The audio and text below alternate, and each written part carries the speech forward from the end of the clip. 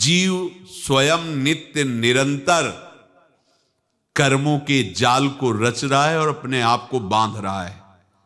आपको मुक्त होना है, बंधना नहीं है। जीव का जन्म कर्मों के अनुबंध से होता है, कर्मों के बंधन से होता है, और उसको अपना ऋण चुकाना होता है। कर्मानुबंध ये बहुत सूक्ष्म विषय है। जैसे आप जिस परिवार में जन्म लिए हैं तो उस परिवार के लोगों से आपका ऋण है, इसलिए उसी परिवार में आप आए हैं।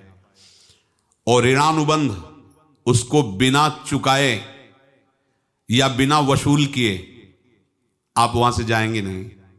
आपको लेना है तो वसूल करना है और देना है तो चुकाना है। ये पूर्व के जन्मों से निश्चित किया गया है।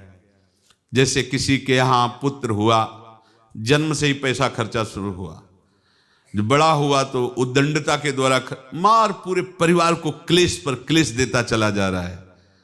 ये तुम्हारे कर्म का फल है।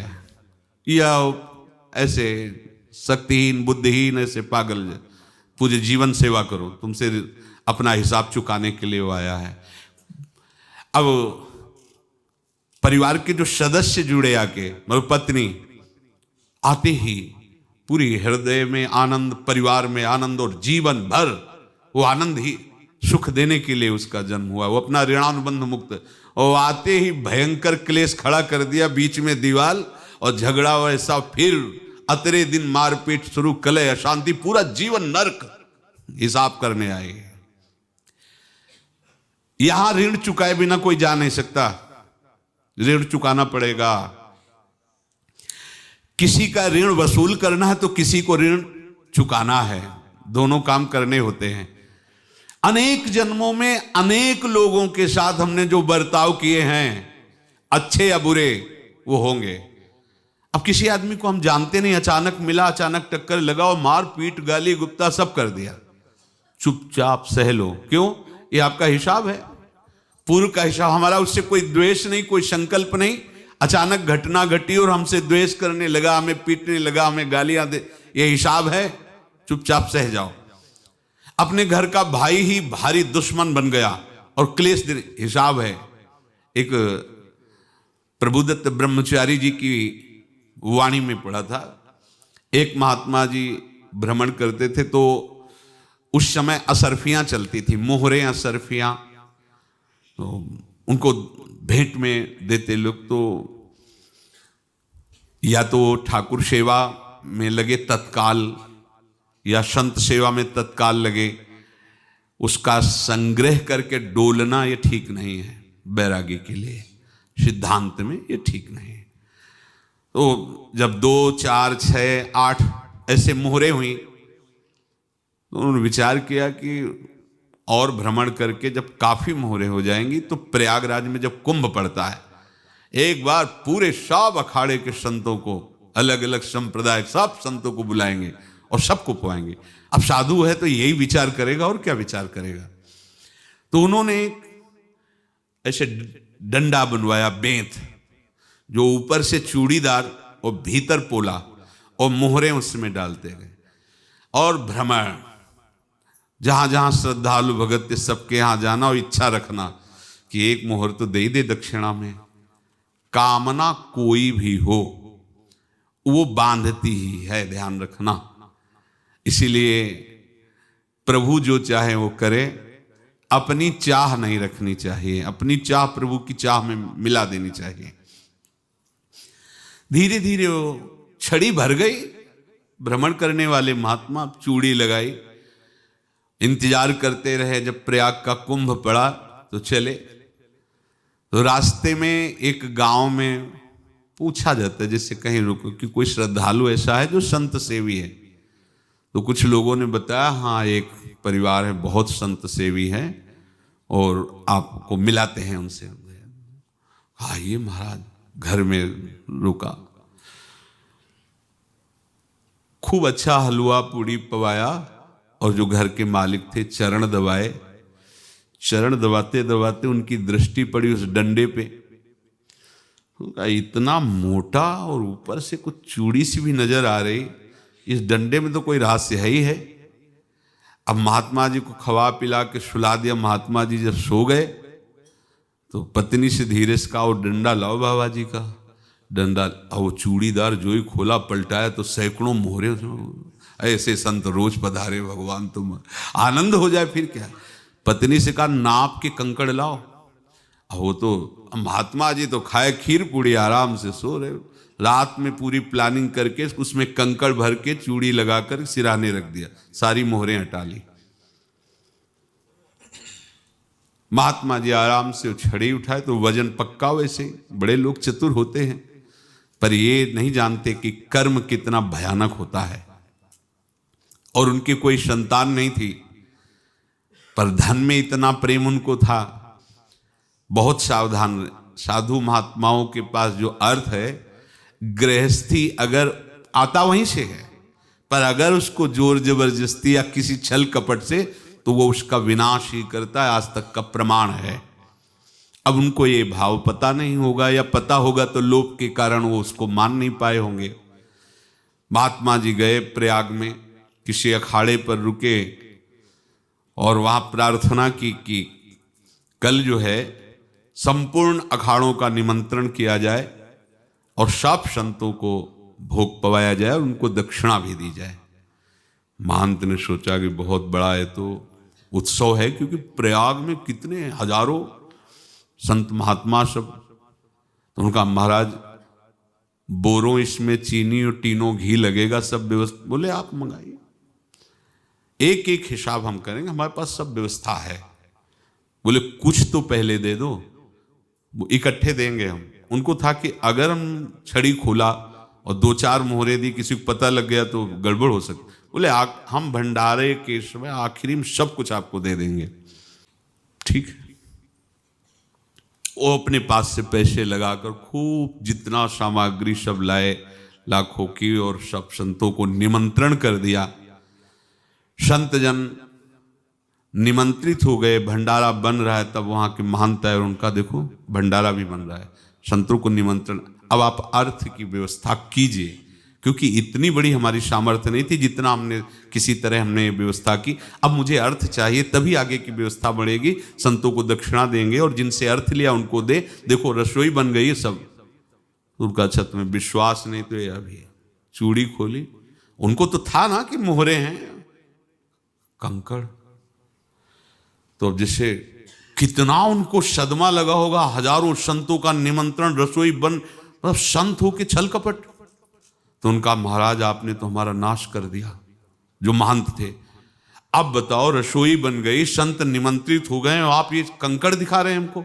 आपने तो हमें बर्बाद कर दिया। हमारी इतनी सामर्थ्य नहीं थी, आप पहले बता देते। संत होकर ऐसा छल कपट। अब वो बोले तो क्या बोले, क्योंकि उनको पता था कि मोहरे हैं इसमें। अंदर से उनका चिंतन गया उसी सेठ के पास, अच्छा ऐसा धोखा हमारे साथ किया, भोगोगे तुम। ये जो निकलता है ना भोगोगे, ये अकाट्य होता है। क्योंकि किसी का भी हृदय, मान लो किसी भी जीव जंतु को आप कष्ट दें और उसका हृदय आह भर जाए, तो वो आह वज्र की लीक है, तुम्हें भोगना पड़ेगा। वो देखो भीष्म जी को भोगना पड़ रहा है ना। सांप को ऐसे धनुष की नोक से उठाया और बंबूल के कांटों के ऊपर फेंक दिया, कई दिन तक शेदा हुआ, वो आह भर करके मरा। तो आपको 6 महीने बाणों की सैया पर आह किसी की ना लेना जिंदगी में। कोई ऐसा कोई आह भर करके कह दिया तुम समर्थ हो, हम तो कुछ कर नहीं सकते, और अंदर से दुख, फिर तुम्हारी सामर्थ्य काम नहीं करेगी, मिट्टी में मिला देगी। फिर ये तो संत थे और भगवत आराधना के लिए, संत आराधना के लिए ही ऐसा किए हुए थे। अब इनका कैसे मुंह दिखाएं, अब क्या करें। सुबह संत जन आएंगे, सबके बीच में हमारी कि देखो इन्होंने, अब क्या करें। गए और संगम में जाके छलांग लगाई, अपने प्राण त्याग दिए। अब उनके तो पास मोहरे थी और व्यापार बढ़ा, और 9-10 महीने बाद ही लड़का हुआ। अब तो उनको कि संत फलीभूत हो गया। देखो व्यापार चल रहा, लड़का नहीं होता था, लड़का भी हो गया, बड़ा आनंद छा रहा है। जब से वो प्रकट हुए और धन की वृद्धि शुरू हो गई, पढ़ाई लिखाई में उनके खर्चा हुआ सब, बस बीमारी शुरू हो गई उनके शरीर में, अब उसमें पैसा जाना शुरू हुआ। इतने आसक्त तो वो दोनों हो गए कि कुछ भी हो, व्यापार ठप, संपत्ति बेचना शुरू। तो उन्होंने कहा कि बेटा मैं क्या कर सकता हूं तुम्हारे लिए?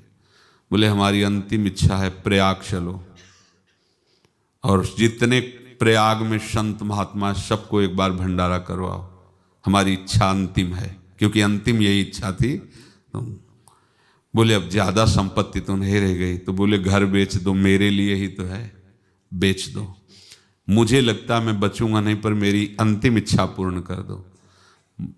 घर बेच दिया, जेवर बेच दी। वहां गए, जब संत सेवा की तो बोले मुझे संगम तक ले चलो।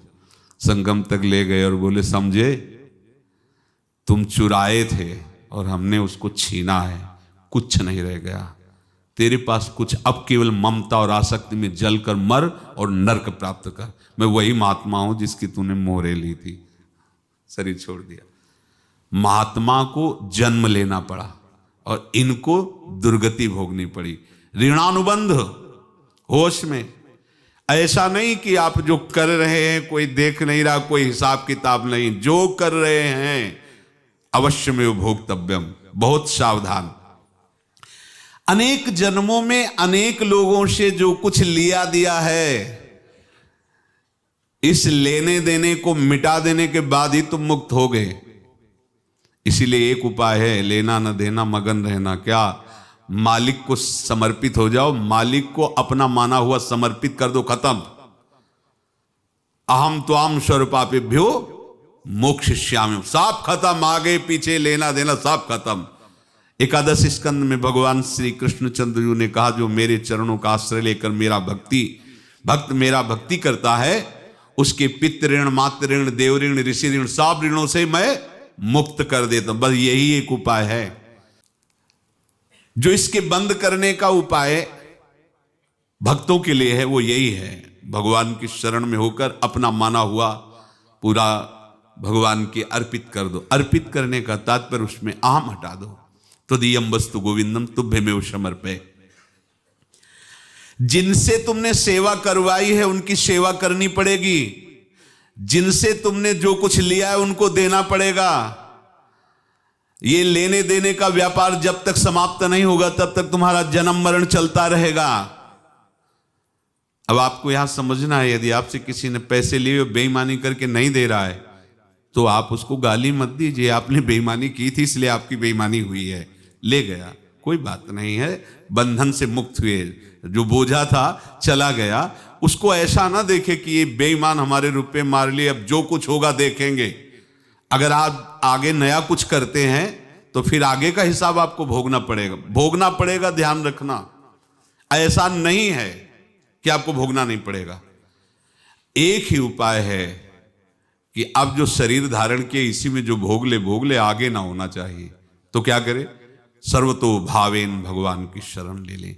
ये तो सर्वाणि कर्माणि मयि सन्न्यस्य मत्पराहा अनन्येनैव योगेन माम ध्यायन्तु उपासते तेषामहं समुद्धर्ता मृत्यु संसार से। ये बड़ा कठिन है पार होना, कोई छोटी मोटी बात है। एक महात्मा बाल्यावस्था से भजन करते थे, शालिग्राम भगवान पास रखते थे और उन्हीं की आराधना करके बस पाठ, नाम, जप और भ्रमण करते थे। यौवन अवस्था थी, गंगा जी के किनारे अपने ठाकुर को विराजमान करके स्नान करने के लिए कपड़ा ही उतार रहे थे कि 90 लोग आ गए, भाला तलवार सब ले, मारो मारो इसको मारो, घेर लिया। तो उन्होंने हाथ जोड़कर कहा हमने क्या अपराध किया? कोई सुन ही नहीं रहा।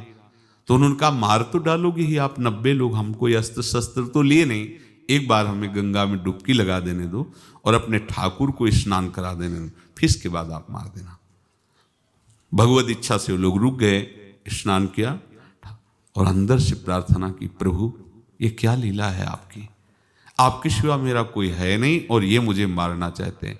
तो भगवान ने जानते हो क्या कहा उनके अंतर में? तुम मेरे में ध्यानस्थ हो करके शरीर को छोड़ो, ये लोग मारेंगे। ये मेरे भजन का फल है कि तुम्हें 90 जन्म नहीं लेना पड़ेगा। एक ही जन्म में 90 मिलके, तुमने 90 हिंसा की थी पूर्व में, तो तुम्हें 90 बार जन्म लेना होता और एक एक करके मारते। ये मेरे भजन का प्रताप है कि एक बार में ही 90 का हिसाब हो जाएगा। तुम आंख मूंदो, मेरे ध्यान में मगन रहो, मेरे प्रताप से तुम्हें कोई चोट नहीं होगी और स्वाभाविक मूर्छावस्था में प्राण तुम्हारे छूट जाए। ऐसा ही हुआ, ऐसा हुआ। तो ये बात समझ लो कि ये जो कर्मानुबंध है, ऋणानुबंध है। आप देखो, अगर शाप महात्माओं ने दिया कि तुम्हारे वंश का इससे विनाश होगा, तो भगवान भी परम धाम जा रहे तो उसी कील से, बाण की नोक में जो मछली लील गई थी, छोटा कण, उसी से की नोक बनाई और उसी नोक को प्रहार किया। भगवान के श्री चरण में वही बाण की नोक लगी और भगवान ने स्वीकार किया ना। भगवान का बड़ा लीला विचित्र है। अगर छुप करके उधर रामावतार में बात, तो इधर ऐसे स्वीकार किया है भगवान ने। ऐसा कहीं नहीं दिखाया कि मैं भगवान हूं तो मैं अपने लिए, ऐसा नहीं दिखाया। नारद जी का हित किया पर नारद जी ने शाप दिया तो भगवान ने स्वीकार किया। बंदरों ने ही सहायता की, जैसा बोले थे वैसा। ये लीला इस शरीर में भोगनी पड़ेगी। हाँ, ज्यादा को कम में भुगता देंगे, पर अब अगला शरीर ना मिले, इसके लिए सर्वतो भावेन भगवान के आश्रित हो जाए। जैसे आपने दुकान फैला रखी है तो उसमें दो काम होते हैं, लेना और देना। किसी को उधार दिया है तो हमें उसे लेना है, और कोई नगद देकर सामान ले रहा है तो उसे सामान देना है, या उधार लिया है तो हमें उधार देना है। अब अगर दुकान बंद करनी है तो तुम्हें देने वालों पर जोर देना है, लेने वालों पर जोर नहीं। लेने वाला तो जाओ हम क्षमा किया, समर्पित किया, हमारा कोई संबंध नहीं, खत्म हो जाए, वो खुशी हो जाएगा। लेकिन देने वाला, तुम अगर दुकान भी उठा दोगे तो जहां भी रहोगे तुम्हारे पास वो आएगा, लाइए हमारा। तो देने पर नजर रखिए, जिसका जिसका हिसाब है वो आपके सामने आता जाए, हटाते जाओ। लेने पर नजर मत रखिए और दुकान फौरन उठा दीजिए, नहीं अगर लेते देते रहे तो चलता रहेगा। आगे चलकर कुछ लेना न देना, मगन रहना बस अपने प्रभु के चिंतन में। अब हम कैसे जाने कि किसको क्या देना है, हमें क्या पता? तो हम पूरा हिसाब जिनको पता है उनको दे देते हैं, समझ रहे हो? उनको पता है क्या लेना है क्या देना है, तो इनके पास पहुंच गए, सरकारी हिसाब से सब बराबर कर देंगे। हमको अपनी जिम्मेवारी इनकी चरणों में समर्पित कर देना है, तभी हम जीवन मुक्त होंगे। ये रहस्य की बात है। प्रभु कह रहे हैं, यस्य सर्वे समारंभाः काम संकल्प वर्जिताः ज्ञानाग्नि दग्ध कर्माणं तमाहु पंडितम बुधाः। जिसके संपूर्ण कर्मों के आरंभ संकल्प और कामना से रहित हैं, तथा जिसके संपूर्ण कर्म ज्ञान रूपी अग्नि से जल गए हैं, उसको ज्ञानी जन भी पंडित कहते हैं, बुद्धिमान कहते हैं। पूज्य श्री भाई जी महाराज कह रहे हैं, जैसे वहां ज्ञानाग्नि से दग्ध कह रहे हैं, तो अपने वृंदावन वासियों का प्रेमाग्नि से सब कर्म संस्कार दग्न होते हैं। जिस समय आपके हृदय में भगवत प्रेम का प्रादुर्भाव होगा तो लेश मात्र कभी तुम्हें दुख नहीं भोगना पड़ेगा। प्रेम का प्रादुर्भाव होते ही दुख का नाश हो जाता है, महासुख। जब प्रेम का प्रादुर्भाव होगा तो समस्त पाप भस्म हो जाते हैं, अशांति नष्ट हो जाती है, संसार ज्वाला स्पर्श भी नहीं कर सकती है। जब भगवत प्रेम का प्रादुर्भाव होता है तो हो सकता है उस उपासक के जीवन में दुखों का पहाड़ टूट पड़े, परिवार खिलाफ, शरीर रोगी, अव्यवस्था, बहुत बहुत कुछ, सब कुछ। कह रहे हैं इतना सब होने पर भी उसके हृदय में कोई भी दुख नहीं होता। ऐसा सामर्थ्यशाली भगवत प्रेम है। भगवान के चरणारविंद का जिसके हृदय में प्रेम है, भारी से भारी दुख भी उनको विचलित नहीं कर सकता।